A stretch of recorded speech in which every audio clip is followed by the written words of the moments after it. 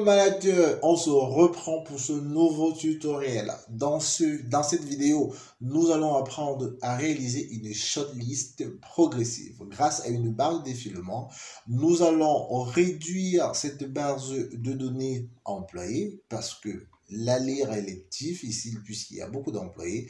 Nous allons créer une shortlist juste ici avec une barre de défilement qui va permettre de scroller et de apercevoir l'ensemble des employés de ma base de données. Mais avant de commencer le tutoriel, je t'invite à t'abonner pour plus de contenu, à liker pour nous encourager.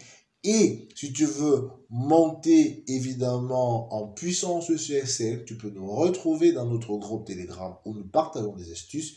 Tous les liens sont dans la description. Je te laisse aussi le lien du fichier si tu veux t'entraîner dans la description. Commençons notre tutoriel. Nous allons dans un premier temps nous diriger sous l'onglet développeur. Dans insérer sous le contrôle de formulaire, nous allons prendre une barre de défilement comme ceci. C'est fait. Nous allons sélectionner notre barre de défilement grâce à un clic droit. Nous allons choisir le format de contrôle.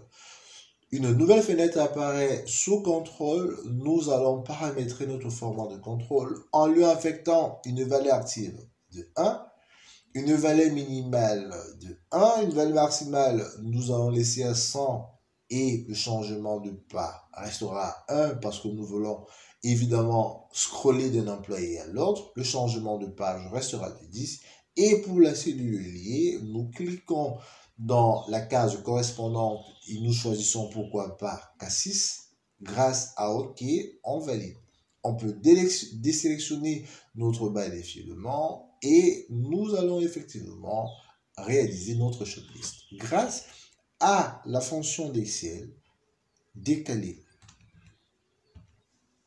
La référence sera tout simplement le premier élément de notre en-tête de tableau.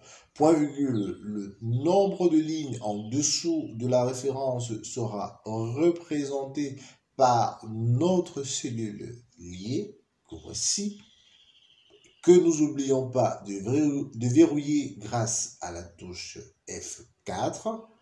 Point virgule, le nombre de colonnes, nous allons mettre 0. Point virgule, la hauteur, nous allons prendre 1. La largeur 1 aussi. Et en fermant la parenthèse et en faisant une recopie, qu'avons-nous? On va aller jusqu'à 10. J'y suis. Alors, je reformate la taille de mon contrôle de formulaire. Nous avons donc 10 employés. Nous allons sélectionner dans cette plage et faire une recopie sur la plage de données. Et nous allons resélectionner notre date de naissance et formater l'intérieur en une date courte. Et c'est fait.